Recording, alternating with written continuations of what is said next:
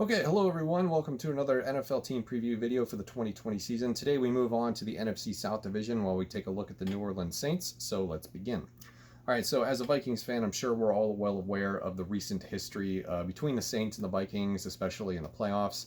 I felt bad for the last 3 years watching the Saints lose in absolutely dramatic fashion 3 straight years in a row, beginning with the Minneapolis Miracle, and then there was the no call pass interference against the Rams. And then there was last year where we beat the Saints in overtime. So it's been a rough 3 years for a team that is built to win now, is super hungry to get another Super Bowl title before their star Pro Bowl first ballot Hall of Fame quarterback retires. Having said all of that, this is one of the better teams in the league, and it has been for a number of years. I think they're well removed from that slate of years. I believe it was between 2012 and 2017 where they were consistently 7-9. At least they were 7-9 for 4 out of those 5 years. My math could be wrong and the dates could be wrong, but I think that's about where that happened. But they draft very well. They get a lot out of their players. The offense has done extraordinary things the last number of years. They've had good tenure with their key positions. They've had the same quarterback for a long time, same head coach for a long time, same offensive coordinator for a long time. The GM has stuck around. I mean, they have survived all kinds of different things, such as Bounty Gate, poor seasons, disasters in the playoffs. And they're still here, and they're still kicking and screaming, and they're going to try to win the Super Bowl this year no matter what. At least that's what it looks like from this past offseason. But before we begin, with a look at the depth chart for this year, let's go ahead and, of course, take a look at the 2019 recap. They were 13-3 overall. Offense ranked 9th in the league, 7th in passing, 16th in rushing. Defense ranked 11th overall. They were 20th against the pass. They were 4th against the run. Sean Payton is, of course, your head coach, entering his 14th year. Remember, we talked about that longevity. With a career record of 131-77. Snapshot of the previous 4 years. In 2018, they were 13-3 again. 2017, they were 11-5. 2016 and 2015, they were 7-9. So, let's not forget that just a handful of years ago, this team was consistently 7-9, as I've already mentioned, and they've come a long way with that. But the question remains is how much longer can they do this? How much longer can they sacrifice draft picks or draft capital to get players to win now, because they're just not yielding results? And Drew Brees is on borrowed time, even though it does look like he could probably play forever. He's only, I believe, a year or a year and a half younger than Tom Brady. So he's signed to a 2-year contract after he contemplated retiring over this offseason. So it looks like the window is open for this to continue. And they've got some really great players to do that. And in this offseason, they've done what they've always done well, and that's address things that they need. So we'll take a look starting with the offense. Of course, we've already mentioned Drew Brees, but the quarterback position behind him this year is a little bit different because Teddy Bridgewater is now in Carolina. They signed Jameis Winston to a 1-year contract as sort of an insurance option. And they also have Taysom Hill, who is apparently the biggest fan favorite. Talking to some Saints fans a while back, my question was, what do you think of Taysom Hill? Is this for real? And they were like, yeah, we think he's amazing. So I don't really foresee a future that exists where the Saints, go to Taysom Hill full time at the quarterback position. If they were that confident in him, I don't believe that they would bring in Jameis Winston, even if it is a 1-year contract. So that's just an interesting little thing to note. And in the draft, they also got Tommy Stevens at the end of the 7th round, and I will talk about that later. Moving on to the skill position players, Michael Thomas is quickly cementing himself as one of the best wide receivers in the league and slowly climbing that ladder to becoming one of the all-time greats. What a season he had last year with, I believe, his 149 catches, 1,700 yards. The next receiver on this team that caught passes that was close to him, I believe it was Michael Thomas got 149, Alvin Kamara got 81. Somebody got the next set, I forget who it was, and then Ted Ginn caught 30 or 38. So there was a big discrepancy between wide receivers, and I think that's probably one of the reasons why they brought Emmanuel Sanders in this year, to sort of take the pressure off Michael Thomas, even though it doesn't look like he needed pressure taken off of him at all. He performed at an extraordinarily high level last year. But Emmanuel Sanders does come in after burning them pretty badly with the 49ers last year. So much more dynamic in terms of offensive weaponry on the outsides of near the sidelines for Drew Brees this year. And they also still have Traquan Smith, who I've been waiting for him to somehow break out these past couple of years because I really liked him coming out of college, and I think that he's a perfect fit for this offense, but it just hasn't happened yet. So maybe it will this year.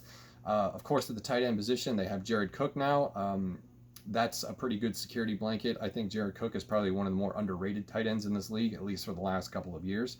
For the running back position, we have two complimentary backs in Alvin Kamara and Latavius Murray, who filled in for the departed Mark Ingram last year.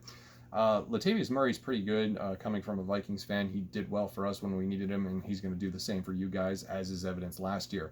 Alvin Kamara seemed to have had a down year last year. I'm not really sure why that was, but this is a contract year for him, I believe. And he's going to need to improve on the running attack. And he's very well established as a pass catcher out of the backfield, but he needs to get back to being a dominant running back from the rush perspective, if you will. I'm not really sure how I wanted to phrase that, so that's why I kind of stumbled with it. Moving on to the offensive line. On paper and in reality, this is one of the better ones in the league, in my opinion. You have Armstead on the left, Pete. Eric McCoy, one of the better centers in the league. Cesar Ruiz, who was their first-round pick this year. A lot of people question that. They didn't really particularly like it, given that he is a natural center, but moving him over to guard makes complete sense. And if I was a Vikings fan, as a Vikings fan, if you will, as a Vikings fan, I sort of wanted us to sort of do that because I've been looking for interior offensive line help for my team throughout the draft, and Cesar Ruiz is one of those guys that I would have done this exact thing that they're going to do, and probably start him at right guard for the departed Larry Warford, who was a cap casualty back in May. And then on the right side for right tackle, you have Ryan Ramczyk, who's one of the better right tackles in the league, and there's no slowing this tandem of tackles down, if you will. So very good, well-established offensive line. The offense is going to do what it does best, and that's light up the scoreboard once again this year. Looking at the defense, it's been one of the more improved units of the last couple of years. They bring back Malcolm Jenkins to play safety. Apparently, Sean Payton regretted letting him go a number of years ago, so he's happy to have him back. And then at the other safety position, you of course have Williams, and then also as a depth option, they have Chauncey Gardner-Johnson that they drafted a year ago, I believe from Florida, who is one of the more interesting safeties that I scouted coming out last year. I love the safety position from a college perspective to see how well that translates. Like Darnell Savage, Jonathan Abram, Johnson was another one of them. It's just fun to watch safeties play. For the corner position, you have Lattimore, one of the better premier shutdown corners in this league, and on the opposite end, of course, you have Janoris Jenkins. Linebacker position, Anzalone, Alonzo, and Davis. A couple of injuries to note, of course, with Alonzo coming back from the ACL tear, and then Anzalone had the shoulder problem. The front four is really good. Jordan Rankins, Onyemata, I think is how you pronounce that, and then, of course, the famous Marcus Davenport, who had 6 sacks a year ago. So that is your projected starting depth chart. Wow, can't talk today. It's just too hot to be doing this. I think next year in August, I'm going to do something different or film in a different location because it's 80 some degrees in here and it's just not made for this. But anyway, moving on, that is your projected depth chart for the New Orleans Saints this year. Taking a look at the schedule, open the season against the Bucs at home, Raiders on the road, Packers at home, Lions on the road, Chargers and Panthers on the road, Bears and Bucs on the road to round out the first half of the season. I know there's some miscues right there, but I'm not going to start over.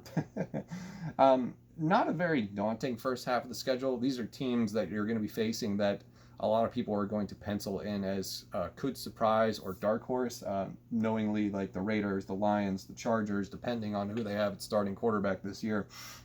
The Panthers as well. The Bears. There's a lot of potential could-be playoff teams in this first half of the schedule, but I think the Saints should be able to mow through a lot of this with relative ease. Second half of the schedule is a little bit more daunting. You get the 49ers to start, Falcons at home, Broncos, Eagles, and Falcons all on the road. That's a tough set of road games for 3 straight weeks. Then you get the Chiefs, then you get the Vikings. At least you get those 2 teams at home, but without fans, or at least with a diminished amount of fans in the stands this year, maybe the Superdome isn't as home field advantage as it has been in years past. And then, of course, we end the season on the road at the Panthers. So there's some pros and cons to the schedule, as is with all of them, but I think there's more pros for the Vikings here. That second half is a little bit more daunting, given that you do have the Chiefs, you do have 3 straight road games, and you, of course, do have the 49ers to begin at Week 10. So I think that the Saints should be able to handle this well enough in the first half where they're not going to be struggling to play catch-up in the second, and that will allow them some breathing room. Three big storylines I'm looking at for this year are, of course, Taysom Hill. We've already mentioned him. How will they utilize him going forward? And is he the reality to replace Drew Brees when Drew Brees finally decides to hang him up? Should they win a Super Bowl or at the end of his contract? I'm skeptical. The second big storyline is Tommy Stevens. Is he even going to make this final roster? Are they going to carry 4 quarterbacks? Because after the shenanigans that Sean Payton and the Saints had to pull off to be able to draft this guy, because they wanted to sign him as an unrestricted free agent, but the Panthers were sort of first in line, if you will, and you didn't want to tell them no. So they ended up trading back into the 7th to get him. So was that pointless because they end up cutting him and they don't carry 4 quarterbacks? I'm not sure how this quarterback situation behind Drew Brees is going to play out, but it'll be an interesting one to watch. And then the final storyline is this Super Bowl or bust at this time. Drew Brees is on another extension for 2 years, but that doesn't mean that they could, blow this whole thing up after another disappointing playoff loss. Hopefully it's not 4 straight. Hopefully if they lose in the playoffs, it's not in dramatic fashion like it's been. I don't know if fans can take that. So anyway, that's going to be your preview for the New Orleans Saints for the 2020 season. Thank you very much for watching, and I'll see you in the next one.